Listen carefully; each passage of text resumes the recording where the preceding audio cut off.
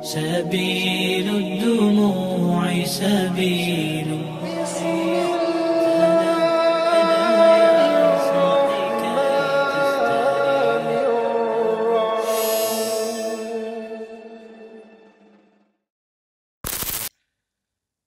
Bismillahi masyaallah, la hawla wa la quwwata illa billah.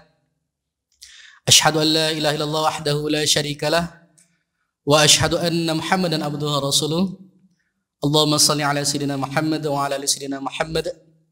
Qala rabbi shrah li sadri wa yassir li amri wa hlul 'uqdatam min lisani yafqahu qawli.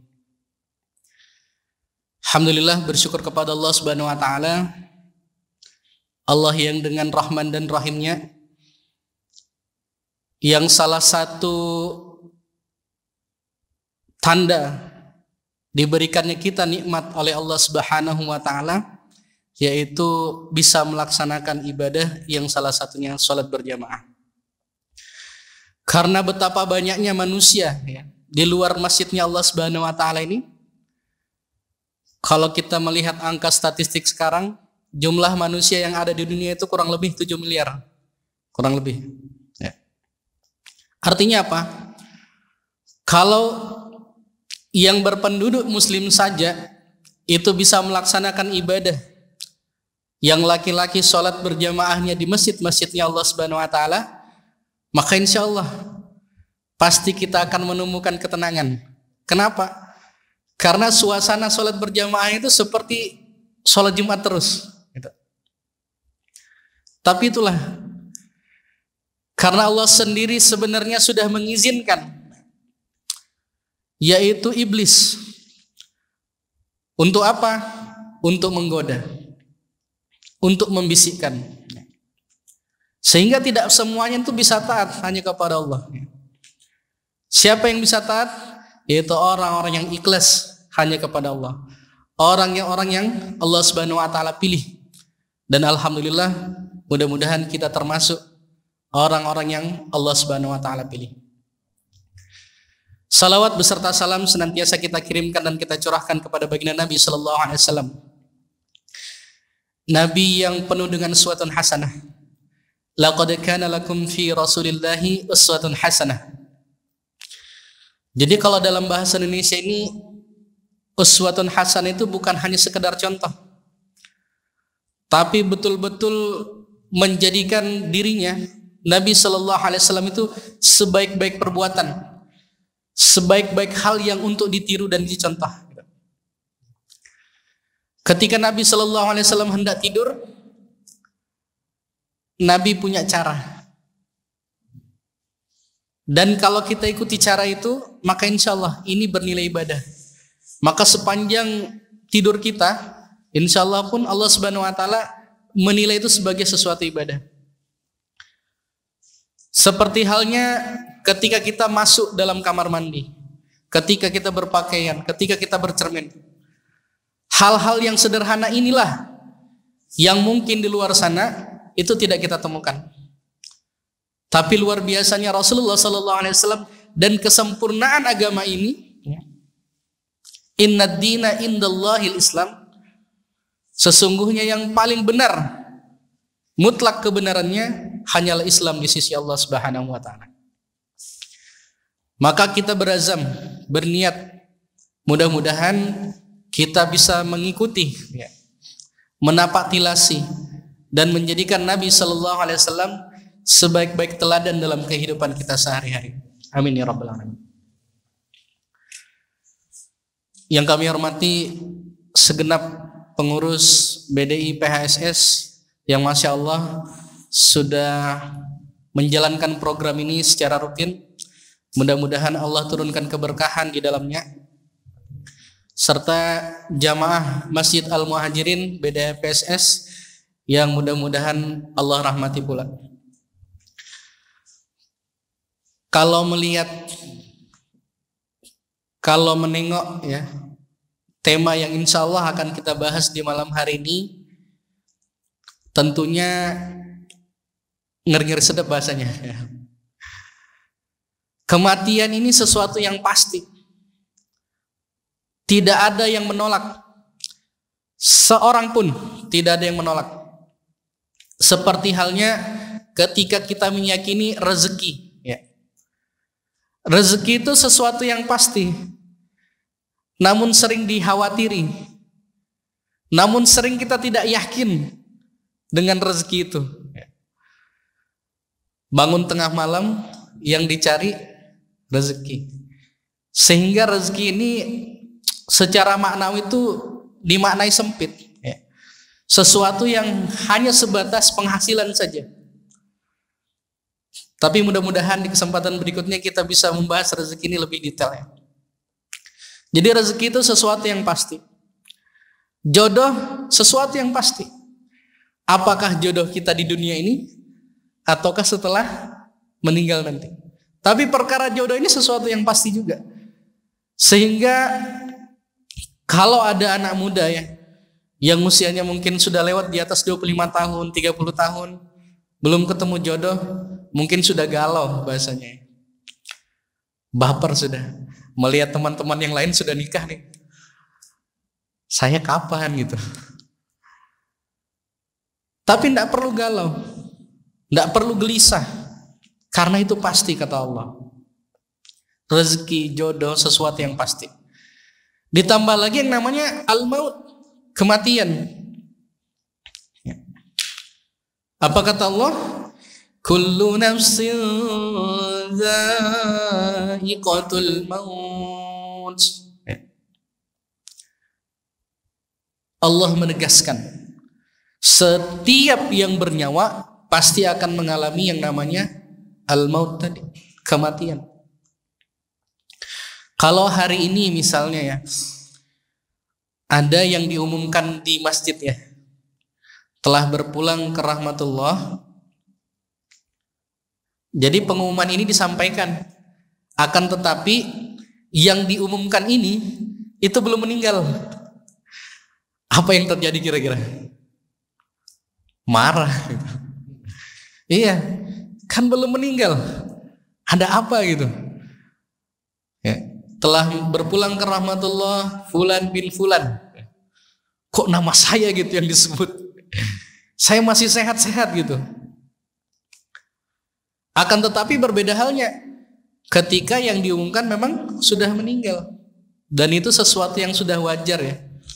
Umumlah, ya. Jadi kematian tanpa notifikasi itu maksudnya setiap dari kita, ya, yang sudah ditetapkan oleh Allah ajalnya, tidak ada informasi, tidak ada yang kasih kabar, tidak ada yang kasih pengumuman.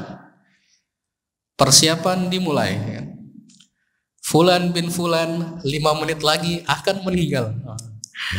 Kalau ada informasi seperti ini, hakul yakin 5 menit itu dipakai sholat sehusyuk-husyuknya. Bahkan tidak usah jauh-jauh, ya. Kalau kita masih ingat, ya, peristiwa bagaimana pengedar, ya, narkoba kelas kakap di Indonesia ini, begitu mau dieksekusi mati itu kan dikasih kabar 2 hari sebelumnya. Apa yang terjadi selama 2 hari itu? Karena sudah dikasih informasi sebelumnya, ya, 2 hari sebelumnya, maka Masya Allah tabarakallah ini tidak pernah lepas yang namanya tahajud, tidak pernah lepas yang namanya duha, apalagi sholat wajib. Al-Qur'annya menurut informasi yang kita dapat, ya, yang kita dengar, itu alhamdulillahnya sempat menghatamkan 8 kali. Insya Allah 2 hari 8 kali khotam Quran 30 juz. Kenapa? Sudah tahu, finishnya tuh sudah tahu 2 hari lagi nih. Apalagi begitu dikasih tahu jamnya gitu kan, jam 2 siang, ya.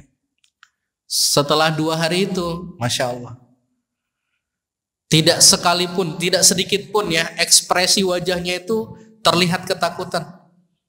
Dan bahkan sudah menunggu-nunggu. Kenapa? Karena betul-betul dia nyiapkan 2 hari itu. Hari ini, ya, kita tidak pernah tahu. Boleh jadi setelah mendengar kajian ini ajal kita sampai. Karena yang namanya perkara kematian itu perkara yang berhubungan dengan ajal.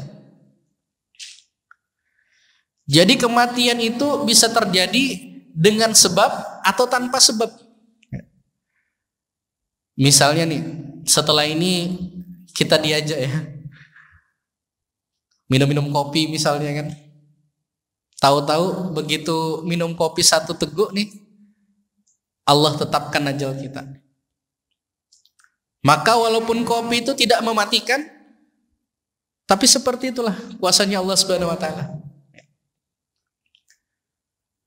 Ajal ini tidak dapat dimajukan sedetik pun maupun tidak dapat dimundurkan sedetik pun. Sehingga perkara kematian ini betul-betul perkara yang harus kita siapkan. Hari ini banyak orang yang menyiapkan kehidupannya dengan baik. Betul-betul disiapkan. Mulai dari membangun rumah misalnya. Kalau rumahnya mereng sedikit itu, sudah. Itu pasti minta dibedahkah atau direnovkah misalnya. Nggak mau melihat yang namanya rumahnya itu mereng. Begitupun kendaraannya, pasti pengen ya punya kendaraan terbaik. Kalau sudah punya motor, pasti berpikir punya mobil ya. Sudah punya mobil satu misalnya, pengen nambah lagi. Begitupun rumah tadi. Rumah tadi tidak cukup misalnya. Sudah ada di Muara Bada, pasti cari yang di kota-kota gitu kan. Biar apa? Biar mudah. Sehingga orientasi berpikir manusia ini mencari sesuatu yang mudah, mencari sesuatu yang membuat dirinya senang, kebahagiaan. Tapi sekali lagi ketika kita berorientasi pada dunia ini, maka inilah yang namanya kesuksesan semu. Tidak nyata. Hari ini walaupun kita melihat secara fakta, secara jelas ya, orang-orang yang berlimpah dengan kemewahan dunia itu penuh diliputi yang namanya kemudahan. Tapi pertanyaannya, apakah selamanya dia bahagia? Belum tentu. Karena sekali lagi kebahagiaan, kesedihan itu milik setiap manusia yang sudah Allah tetapkan. Hari ini ketika manusia itu terbangun dari tidurnya, tidak sedikit tuh yang berpikir, hari ini pengen cari apa, pengen mendapatkan apa, pengen keuntungan seberapa. Jadi yang terlintas di otaknya itu betul-betul dunia. Bahkan tidak jarang, na'udzubillah summa na'udzubillah, kalau di zaman dulu ya, Rasulullah maupun sahabat-sahabatnya ketika baru bangun tidur, yang diingat adalah bagaimana nikmatnya Allah Subhanahu wa taala. Sehingga yang keluar ya, dari lisannya pertama kali adalah alhamdulillahillazi ahyana ba'dama amatana wa ilaihin nusyur. Bersyukur Allah Subhanahu wa taala itu masih memberikan yang namanya istiqomah. Konsisten untuk beribadah. Tapi hari ini ketika kita bangun tidur ya, betapa banyak atau berapa banyak dari kita ataupun saudara-saudara kita yang dibuka adalah hand on the phone gitu. Ngecek dulu ya. Cek status. Berapa yang like gitu. Ada yang posting sesuatu yang baru-baru enggak gitu kan. Gosip dan lain sebagainya. Nauzubillah. Hari ini dengan adanya media sosial, alhamdulillah ya, kajian-kajian terbantu, dakwah terbantu. Nah itu dari sisi positifnya pun ada sebenarnya. Akan tetapi ketika kita tidak bisa memaksimalkan secara bijaksana dengan baik, seperti itulah. Hari ini banyak anak-anak kita ya, yang ketika kita ajak untuk kebaikan, untuk sholat, untuk ngaji dan lain sebagainya, itu cuek. Kada mau lagi. Kenapa? Asik dengan gamesnya. Bisa dicek mungkin ya, sampai di rumah nanti dicek HP anak-anak kita, Masya Allah 90% lah itu isinya games. Dan ini ya, kalau menurut informasi yang saya dapat, ini semua ada kaitannya dengan perjudian. Jadi secara tidak langsung ataupun secara langsung, anak-anak kita itu sudah mengenal judi dari kecil. Bisa kita bayangkan, ketika handphone ya, yang kita belanjakan, kita berikan untuk anak kita, lalu Allah menetapkan ajalnya di situ pada saat bermain game tadi, kira-kira bebannya ke siapa? Kira-kira ya, yang menanggung dosanya ini siapa kira? Pasti orang tuanya. Karena rata-rata anak-anak ini belum balik, ya kan? Masih anak-anak usia-usia SD. Bahkan yang lebih mirisnya lagi, kita melihat kalau ada anak-anak itu ya, yang tidak mau tidur misalnya, usia 6 bulan ini misalnya. Bayangin usia 6 bulan. 6 bulan itu kalau kita pikir tahu apa gitu kan. Tapi begitu dia rewel, begitu dia nangis, dia tidak mau tenang ya, dikasih handphone dengan orang tuanya, dengan mamanya misalnya, dengan ibunya, apa responnya? Langsung tenang. Ya Allah, subhanallah. Iya, ini fakta. Seberapa jauh pengaruhnya. Sehingga hal-hal inilah yang melenakan kita, membuat kita terlena, sehingga kita tidak mempersiapkan dengan baik yang namanya al-maut tadi. Jadi ketika kematian itu sesuatu yang pasti, maka yang perlu disiapkan berikutnya adalah bagaimana cara menghadapinya, bagaimana menyiapkan kehidupan setelah kematian. Karena bekal terbaik adalah ketika posisi kita masih di atas tanah. Kalau sudah di bawah tanah, wassalam sudah. Kada bisa lagi mengumpulkan bekal gitu kan.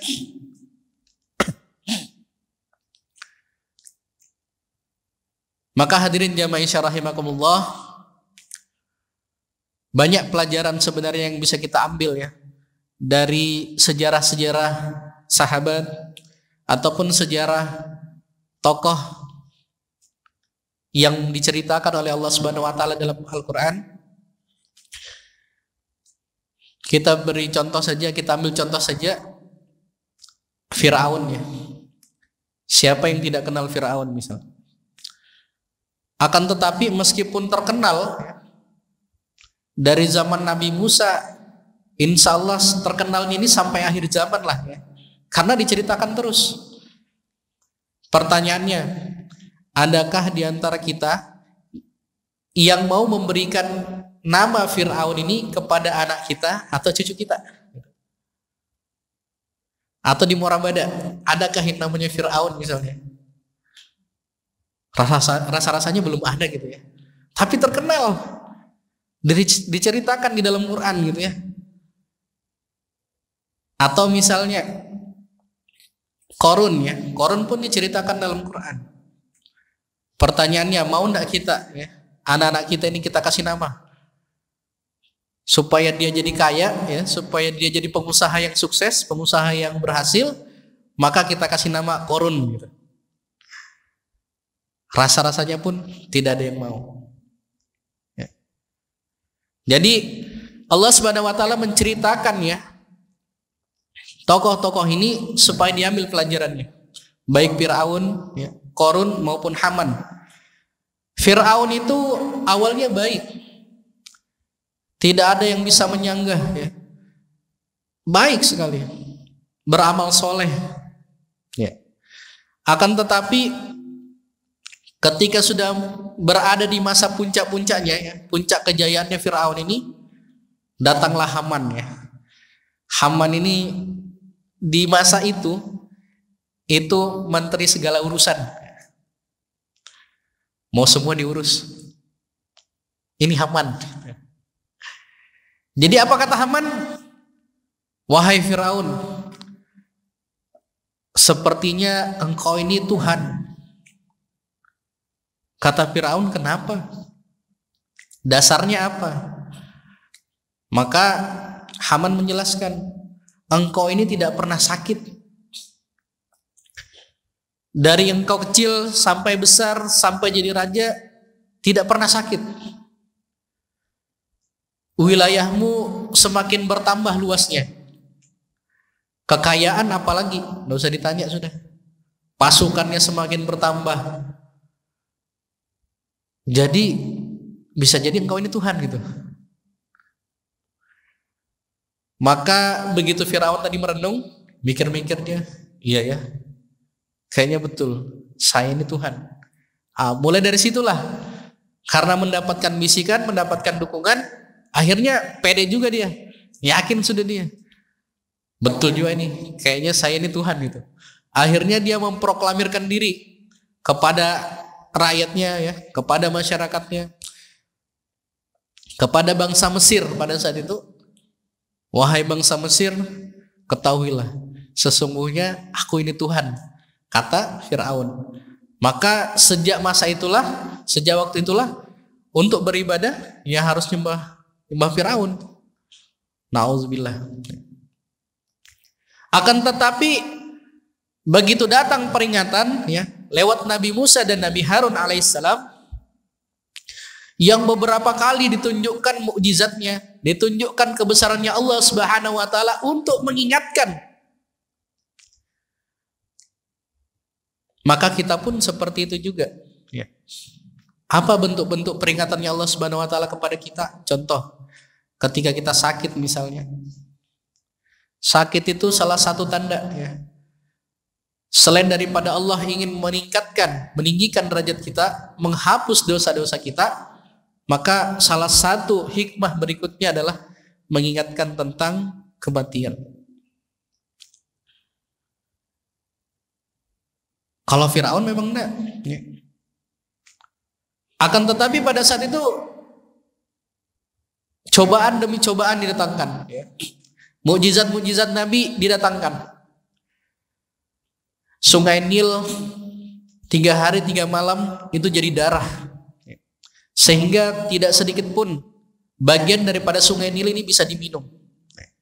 Sampai akhirnya Firaun tuh mendatangi Nabi Musa. Wahai Musa, sesungguhnya jikalau engkau mengembalikan ya, berdoa kepada Tuhanmu untuk mengembalikan sungai Nil ini menjadi seperti biasa, maka aku berjanji akan beriman kepada Tuhanmu. Ini janji nih ya. Kalau sekarang kita dapat undangan ya, kalimat yang biasa keluar kan insya Allah. Tapi insya Allahnya untuk di Indonesia itu masih 50-50 ya. Kalau orang Arab yang betul-betul paham dengan hakikat kalimat insya Allah, betul-betul diusahakan. Nah, kalau kita biasanya itu insya Allahnya biar tenang dia, bisa datang di acara ini, oke, insya Allah gitu. Padahal belum tentu. Nah, kembali ke Firaun tadi. Begitu kondisi sungai Nil sudah kembali seperti biasa, ternyata apa yang dijanjikan di awal itu tidak juga. Kembali lagi dia, kembali ingkar. Apakah cukup sampai di situ? Banyak. Sampai akhirnya Nabi Musa, Nabi Harun alaihissalam ini beserta pengikutnya itu mau dibunuh.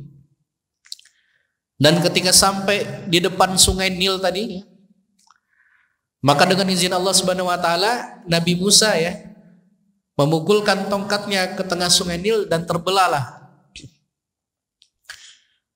Maka seketika itu juga Nabi Musa, Nabi Harun dan pengikutnya itu selamat menyeberangi. Akan tetapi berbeda dengan Fir'aun serta bala tentaranya. Nah, Fir'aun dan bala tentaranya itu betul-betul ya, ketika posisi di tengah-tengah kembali itu sungainya.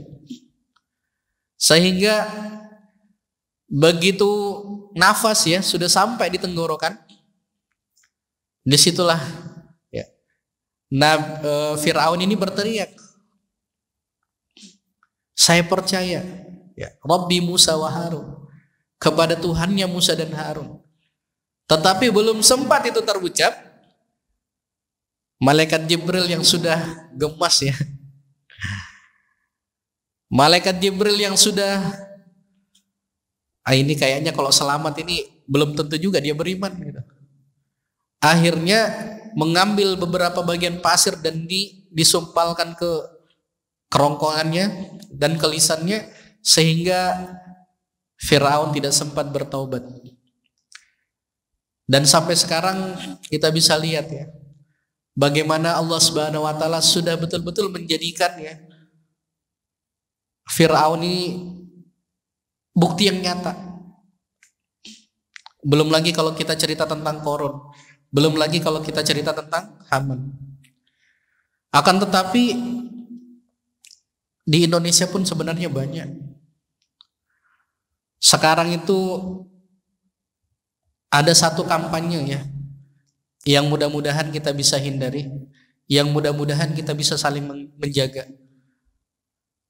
Di Piala Dunia Qatar ini ramai diperbincangkan, dibicarakan tentang ban kapten ya, One Love itu. Nah, itu kan bentuk kampanye sebenarnya untuk melegalkan yang namanya LGBT.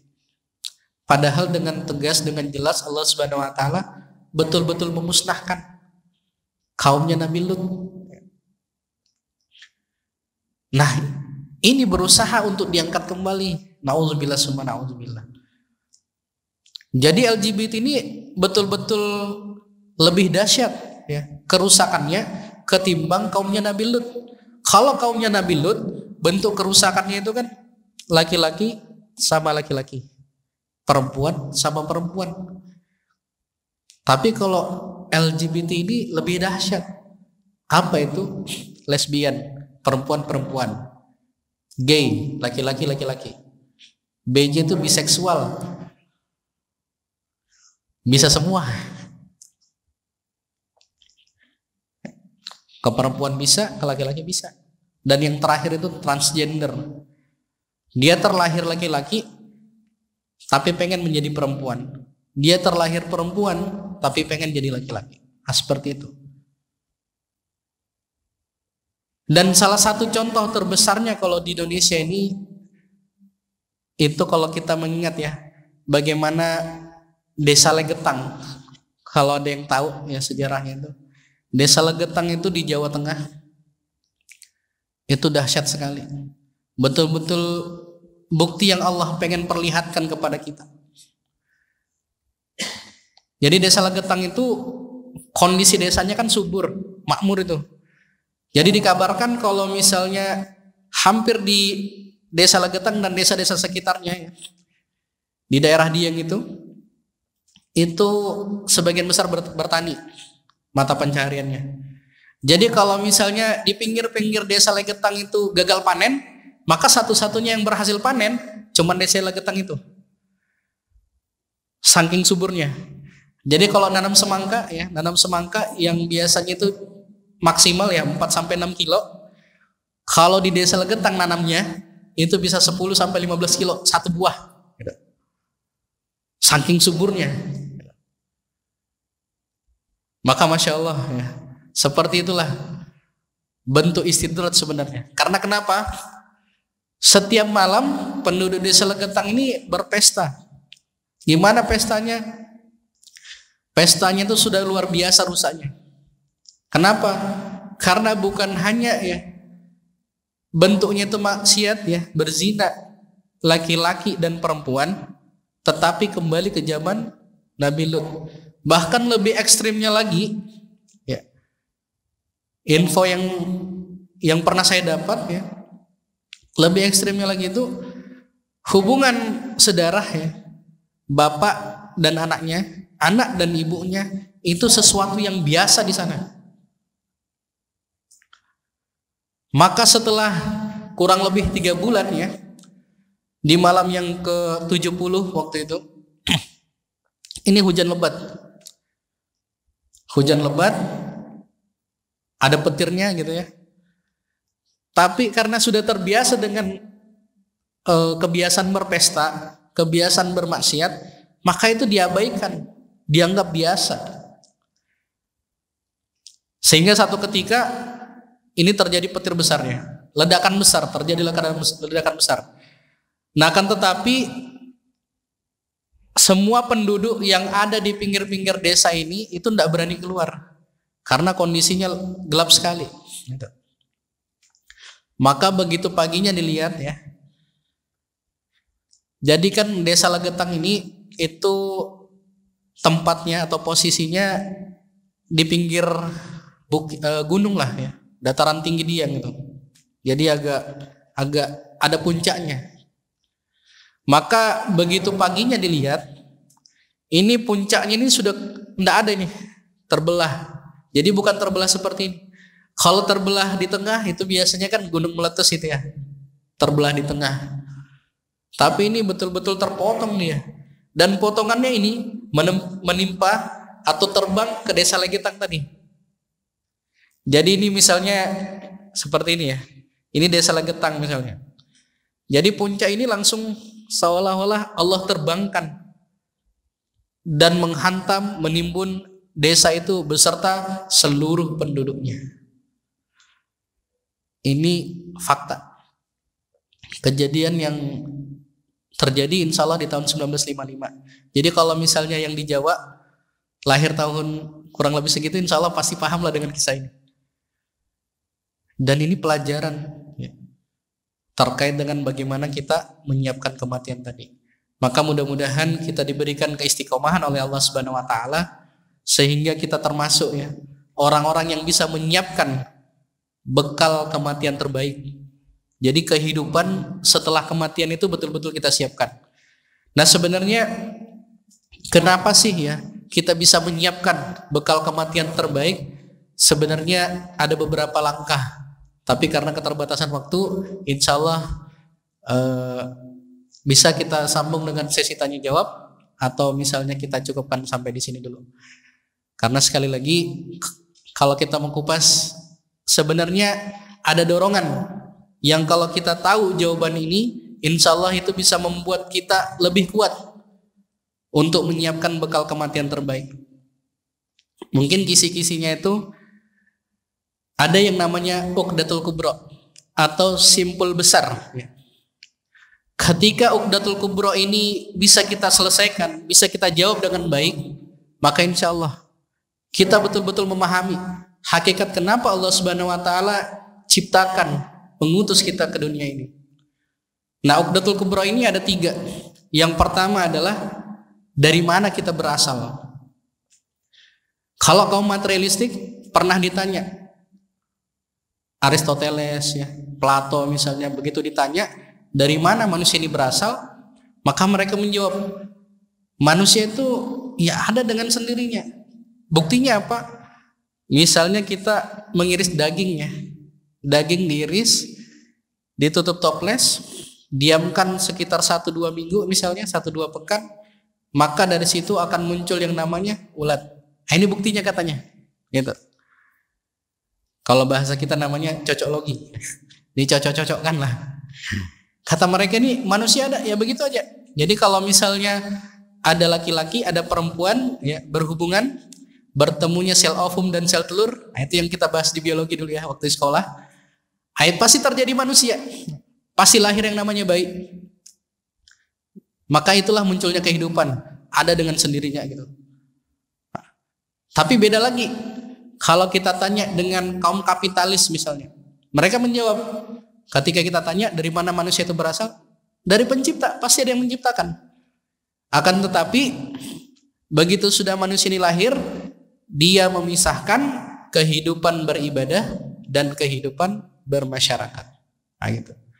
Nah tapi kalau kita Islam nih, insya Allah ketika ditanya dari mana kita berasal, kita yakin ya, menjawab pasti ada yang menciptakan. Dan ketika kita mau kaji dari mana, itu bisa dibuktikan dengan akal, ya. Sesuai dengan fitrah manusia itu.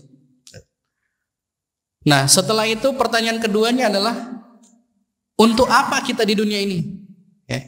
Jadi kalau yang pertama tadi dari mana kita berasal, yang kedua adalah untuk apa kita di dunia ini, dan yang ketiga adalah kemana kita setelah meninggal, kemana kita setelah kematian itu menjemput.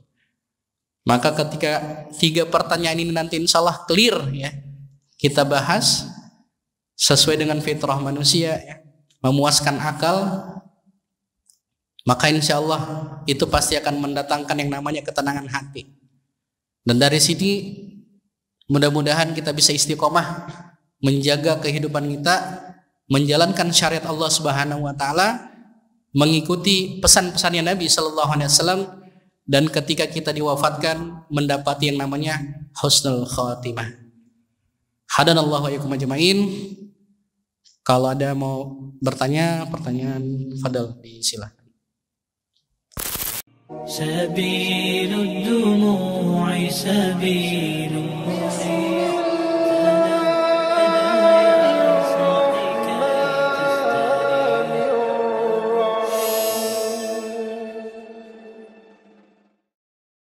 Baik, alhamdulillah. Jadi kematian notifikasi pada hakikatnya, pada kesimpulannya adalah kematian sesuatu yang bersifat pasti. Yang kedua, karena bersifat pasti, bekalnya pun harus pasti. Tidak bisa misalnya sesuatu yang pasti ini kita siapkan secara tidak pasti. Seperti halnya kita ingin berangkat ya ke suatu daerah yang nantinya di daerah ini, di tempat yang akan kita tuju ini, kita pengen yang namanya ketenangan, kesenangan, kebahagiaan. Maka pasti sebelum berangkat ke tempat itu ya, kita menyiapkan bekal terbaik. Boleh jadi berangkatnya nanti sepekan ya, mungkin di tempat itu hanya 7 hari saja, 1 pekan, tapi persiapannya bisa sebulanan, 2 bulan.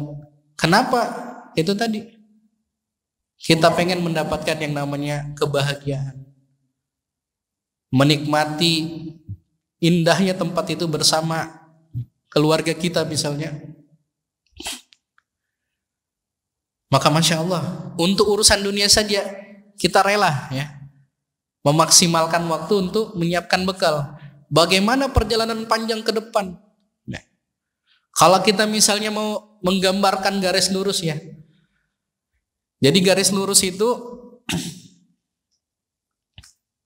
ada 2 titik ya, yang ada di garis lurus itu. Maka 2 titik ini jaraknya sedikit sekali. Dan 2 titik inilah yang dinamakan usia kita. Jadi kalau dalam Quran itu Allah mengatakan 1 hari di sisi Allah Subhanahu wa taala sama dengan 1000 tahun di dunia ini. Maka kalau kita mau menghitung ya hakikat daripada kehidupan kita dari sisi kacamatanya Allah, dari sisi Allah melihat ya, maka pada dasarnya, pada hakikatnya usia kita ini sangat-sangat singkat sekali. Kalau dihitung-hitung rata-rata ya umur manusia sekarang itu kan 60-70 tahun. Maka kalau dibagikan ya 60-70 tahun ini dibandingkan dengan 1000 tahun tadi, maka nilai kehidupan kita hanya 1,5 jam atau 90 menit. Maka bisa kita bayangkan kalau hari ini misalnya kayak kemarin ya, mungkin insya Allah sebagian besar nonton pertandingannya Maroko dan Spanyol misalnya. Maroko dan Spanyol itu kan nggak terasa kita nonton. Kenapa? Saking serunya misalnya. Dan itu bukan 90 menit, 120 menit. Lebih lah itu ya, karena sama penalti-penaltinya misalnya.